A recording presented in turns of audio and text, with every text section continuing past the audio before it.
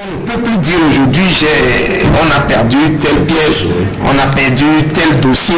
Si on perd le dossier, on peut le reconstituer le même jour.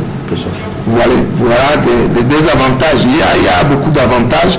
Nous ne pouvons pas les énumérer. Et tout à l'heure, au début de cette émission, vous avez parlé d'informations des justiciables par SMS. Qu'est-ce que vous voulez entendre par là? Oui, il s'agit de mettre en place une passerelle SMS, c'est-à-dire tout individu qui a une affaire à la justice peut envoyer à partir de son portable son numéro de dossier.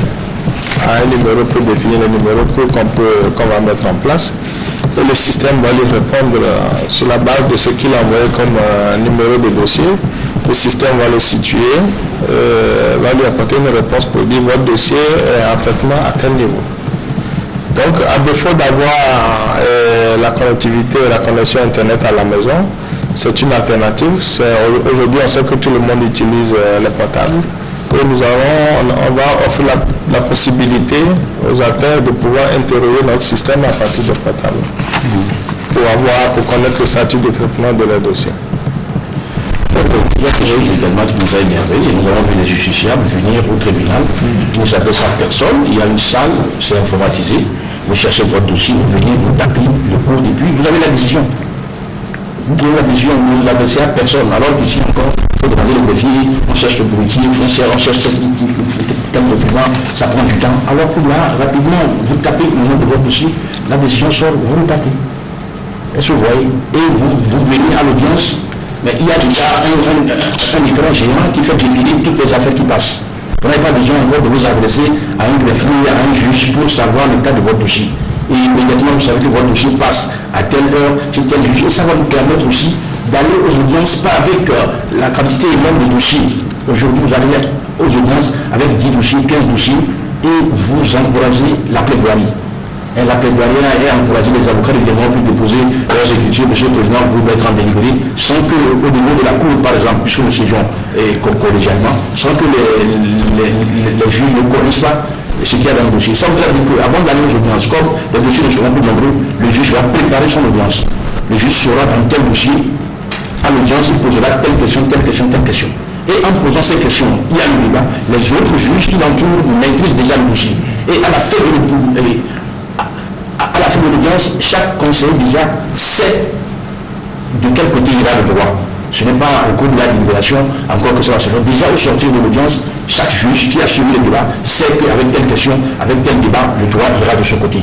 Et ça facilite beaucoup de choses. La performance des juridictions et la performance des magistrats qui peuvent être contrôlés. Et justement, c'est la question est-ce qu'il y a des mécanismes de contrôle? Voilà, c'est ça. Donc, vous demandez le nombre de dossiers que tel magistrat a et le système vous sort le dossier.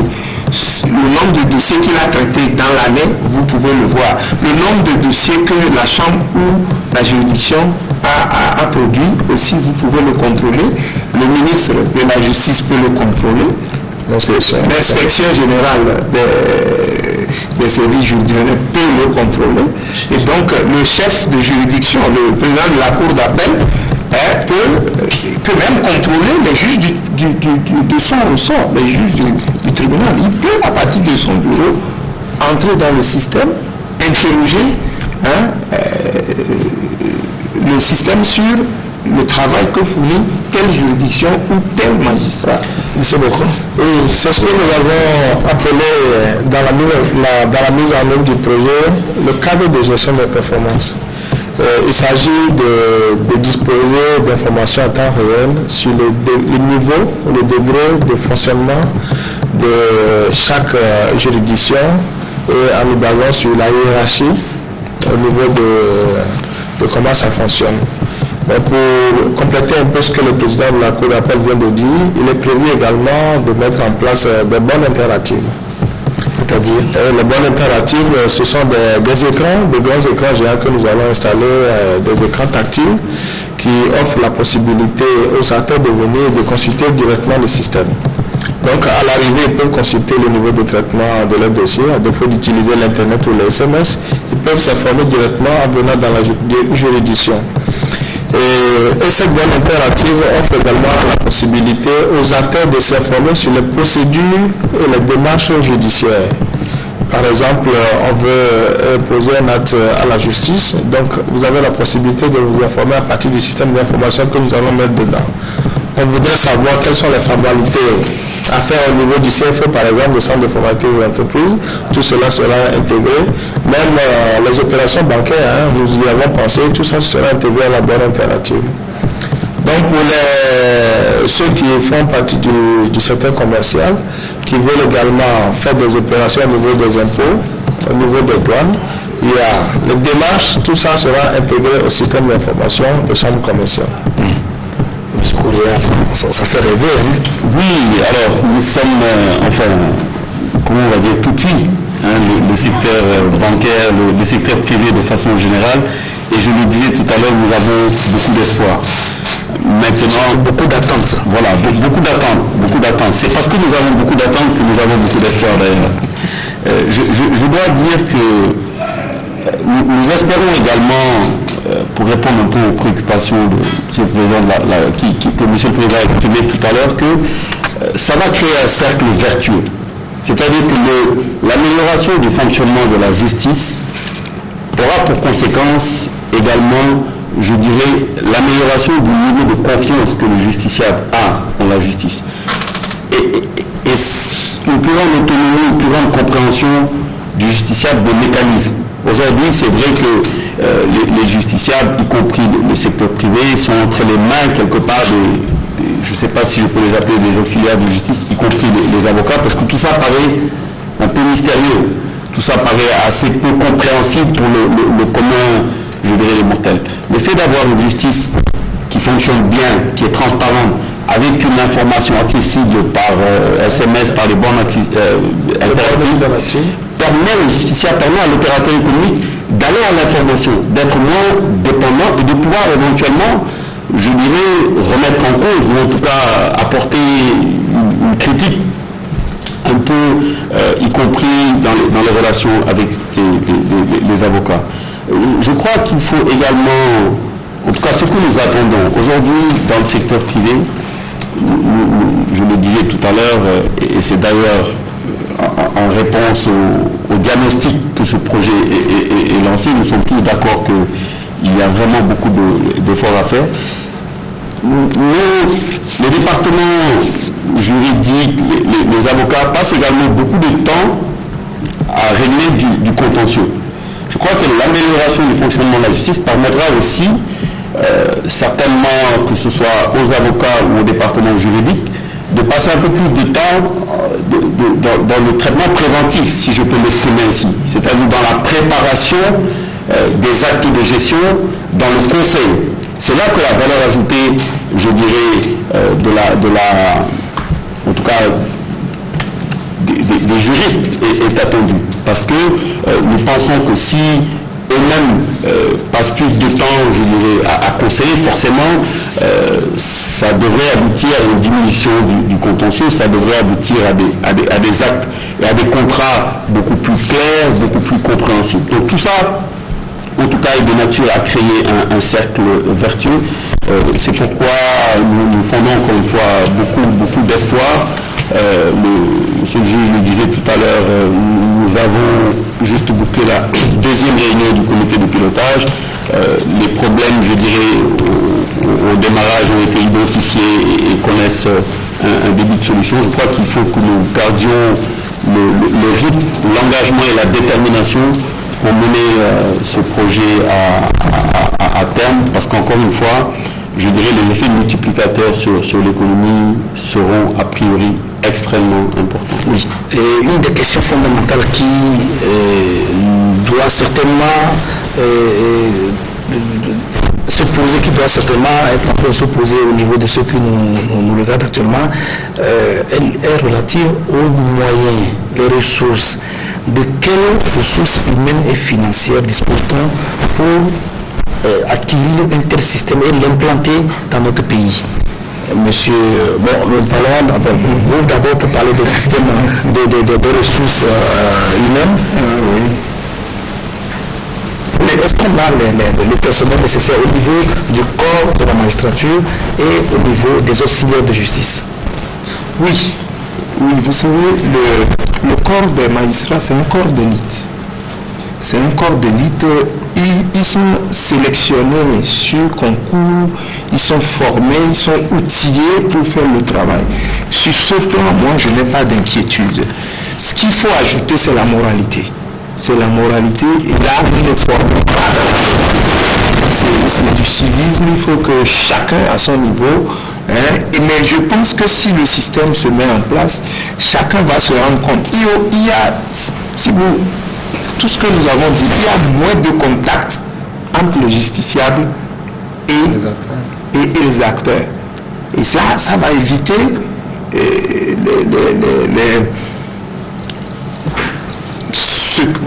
on peut le dire, la corruption. Ça va éviter la corruption.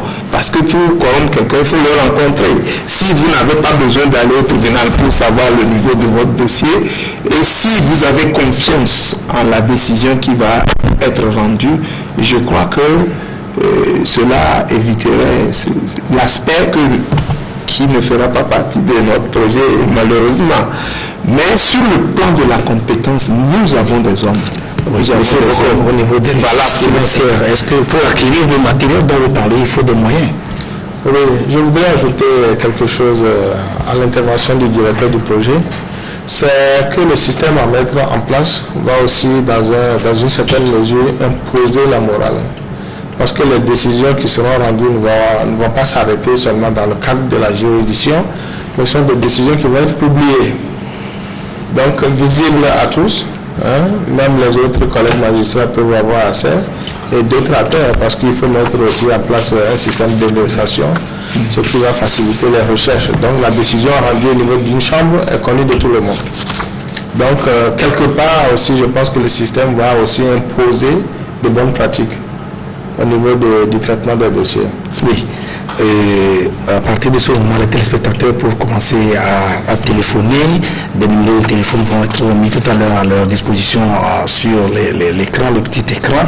Pour appeler, il suffit de composer le 22 21 53 57 ou le 22 22 61 30. Vous avez sans doute des questions à poser pour en savoir un peu plus sur ce projet de rêve, si on peut l'appeler ainsi.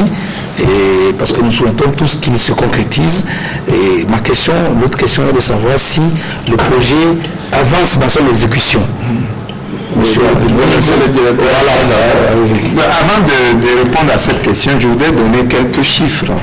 Le projet a été chiffré à 1,750 milliard. L'ICF apporte 1,50 milliard et le Togo 700 millions. Et le Togo a déjà mis à notre disposition 200 millions et c'est promis le tiers de sa contrepartie. Oui, voilà, c'était 350 millions qui étaient prévus, mais compte tenu de certaines contingences, c'est 200 millions qu'on nous a donné et nous attendons le reste. Le Togo s'est engagé et je crois que sur ce projet,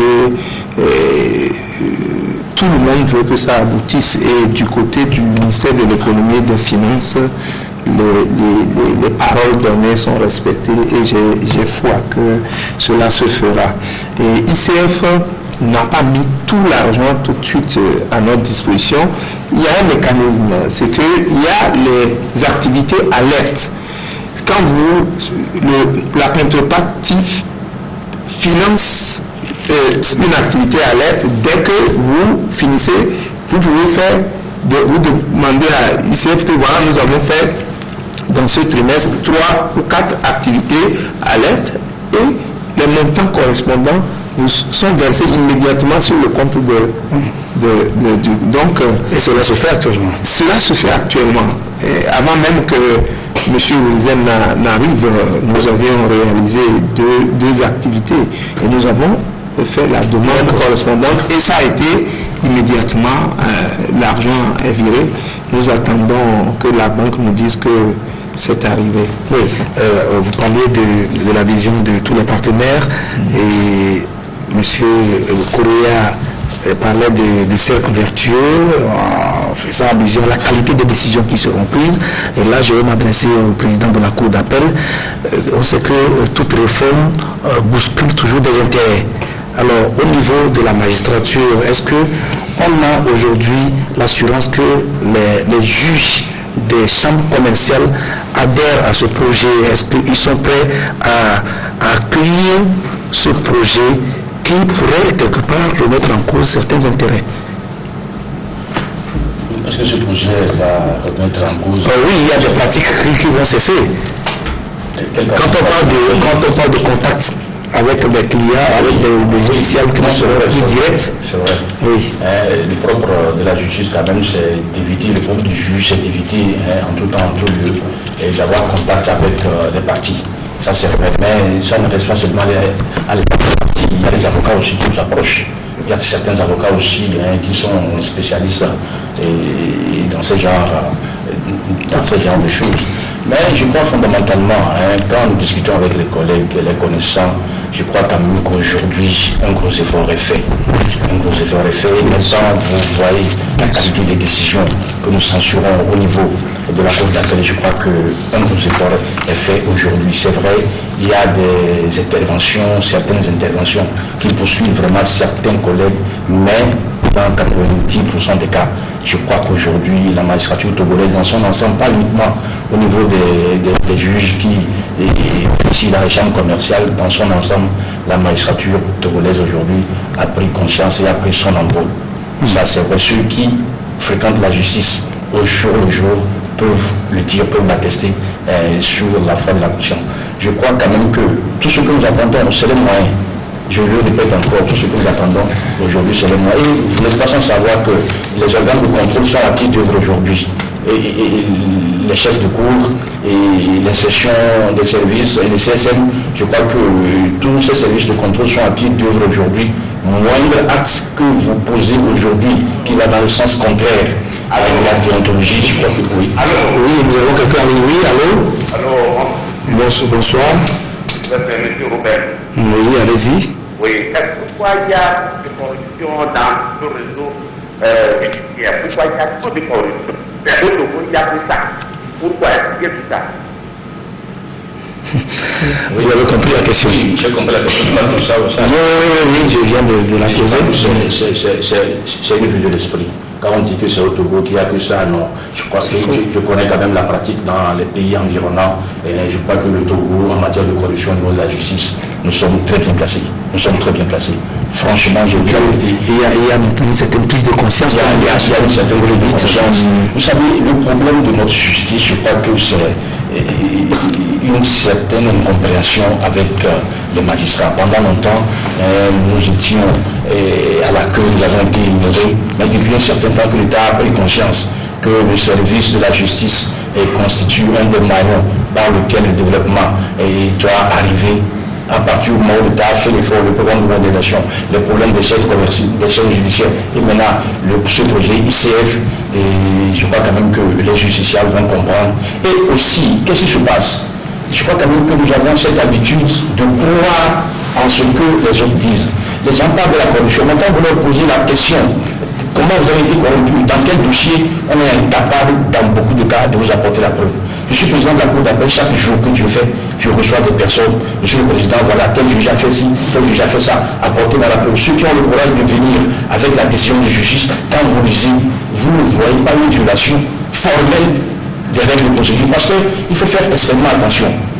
Au niveau de la justice, il faut distinguer la forme et le fond. La forme, tout le monde la connaît, et le juge est tenu de la respecter. Nous avons quelqu'un en ligne. Oui, allô? Oui, alors. Oui. Donc, il faut participer. Oui, allez-y. Non, c'est juste pour vous saluer pour votre émission. Le monsieur qui est appelé, est-ce qu'il a vécu dans le pays? Donc, c'est pour ça que j'ai laissé la question. Très bien. Merci, c'est le téléspectateur appelle pour apporter de l'eau à votre vie. Et celui qui a appelé pour dire qu'il y a lieu à Côte-Côte qui a la corruption, le monsieur nous répond que est-ce qu'il a vérifié dans les autres pays pour s'assurer que le système qui se dans les autres pays, écoutez, et ce n'est pas tellement ça. C'est des préjugés. Oui, c'est des préjugés, c'est vrai. Il y a des cas, il y a la corruption, c'est encore nombreux. C'est vrai, M. Bouni disait aujourd'hui c'est la moralisation, et le recrutement et le travail sur le terrain, l'évolution, il y a beaucoup de choses. Mais je crois quand même que la corruption, quand on l'a dit, c'est une portion très congrue, c'est très infime, franchement. Parce que quand nous apprécions les décisions qui sont déférées devant la cour d'appel, écoutez, les collègues qui sont là, nous connaissons, les collègues du tribunal, nous connaissons. Dans les décisions, le nombre de décisions que nous censurons, nous les censurons. Mais le plus souvent, ce n'est pas parce que le plus souvent, c'est au niveau de la forme que vous constatez que le juge a dévié. Mais le fond, écoutez, nous sommes en matière OHADA aujourd'hui et l'application est complexe des fois. Les règles de procédure au niveau de la CCJ aujourd'hui, dans certains domaines, ils n'arrivent pas à s'entendre sur la jurisprudence. Donc il y a des fluctuations. Et je crois que fondamentalement, cessons à chaque fois d'accuser les magistrats de corruption. Non, je crois que c'est une vue de l'esprit, c'est une décision. Une décision, je crois que monsieur a peut-être une préoccupation exprimée. Je voulais juste intervenir sur cette question-là, qui est une question délicate. Pour me faire encore une fois, je dirais, l'avocat du diable, si je peux. Voilà. Je crois qu'il ne faut pas voir le verre trop plein ni le verre trop vide. La corruption est une réalité. La corruption n'est pas une réalité spécifique au Togo. Je crois que partout dans le monde, c'est une réalité. Et je crois qu'il ne faut pas, enfin, je pense que c'est une erreur de l'annuler. Il ne faut pas non plus voir de la corruption partout. Oui, nous avons quelqu'un en ligne. Oui. Alors bonsoir. Bonsoir, monsieur. Oui, j'ai une affaire au niveau de notre justice qui date depuis 4 ans maintenant. Et on n'arrive pas à trancher l'affaire parce que l'autre partie est plus fort financièrement que moi et on refuse de trancher. Pourquoi ça se passe comme ça? Ben, l'autre partie est financièrement plus puissante. Financièrement. C'est ce que les gens disent, vous êtes au bureau. Oui, allez-y. Et les marchandises qui a été vendu par la justice, et ils ont conservé le fonds à un fonds qu'on appelle CAPA.